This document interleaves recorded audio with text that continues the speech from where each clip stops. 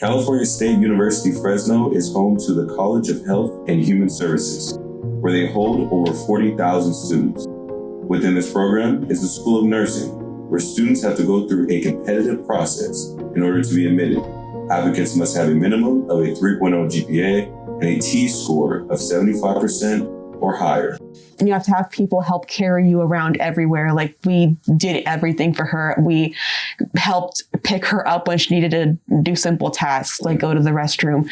We had to, she was bedridden for most of, her sickness. Emma, a third-year student and part of the cohort, grew up in Fresno, California, and developed a strong passion for nursing.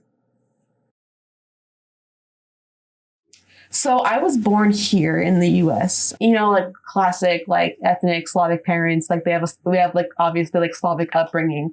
So it's not like the classic, American one. We have like our foods, our way we do things, and, our own languages too. So actually growing up, I wasn't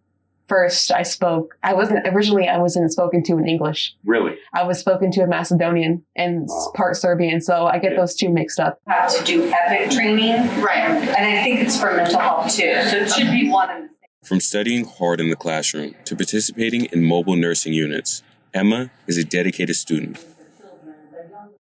Although her journey here wasn't the easiest, her story contains many ups and downs. Yeah, of course. So becoming a nurse was not, it was kind of like, I wanted to do something in the healthcare field. But what kind of solidified it for me was my mom. In late 2022 to 2024, Emma watched her mom struggle with myasthenia gravis, which causes muscle weakness and worsens motor functions. She's like really one of my like big inspirations of like what a healthcare crisis looks like in person.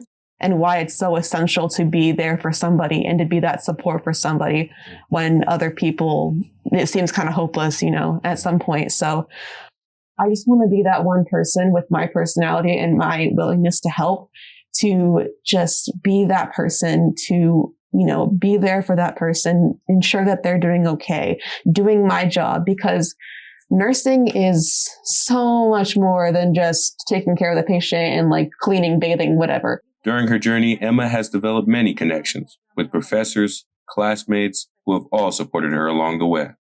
I'm Madeline Carey, and I am an assistant professor at Fresno State, as well as a nurse practitioner. I would say I always know when Emma has a question, in a good way. Oh, yeah. I think your point of being dedicated, that's kind of like why I chose her like as a friend. I'm like, oh, yeah, like you are one of the ones I want to be friends with, because I could see her like asking questions during classes. And like, that's something like, that just, it shows like your involvement and engagement in the class. I think she's an immaculate student, immaculate human. We oftentimes outside of the classroom, we come here to the resource center and practice. She is always the first one in the room. She's always the last one to leave. She'd always get her homework done ahead of time, which is like really hard for me to do. So I'm like, something I look up to. It is a tough program. It is a tough profession. But I see people like Emma, and I have a lot of hope. See Steve Scalise, I believe, off to his left. Scott, if you could tell us. As of July 4, 2025, the Trump administration signed the Big Beautiful Bill, a facet of this bill being limiting of federal student loans on graduate degrees, as well as to help drive down costs and reduce debt. Now, the big contingency of this bill is nursing and a couple others no longer being considered a professional degree, which makes them not eligible for higher federal lending limits. Now, as a result for Emma, she may have to cover a lot annually in order to maintain her career path. You have to have that level of compassion, because these people are coming in sick. They come in with, relatives who are sick. They come in with gunshots to their, to their head or to their body. They come in with all these conditions and they're not in the best mood. You have to be that person for them, to advocate for them and say, hey, you're going to be okay. We're going to do everything that we can to take care of you.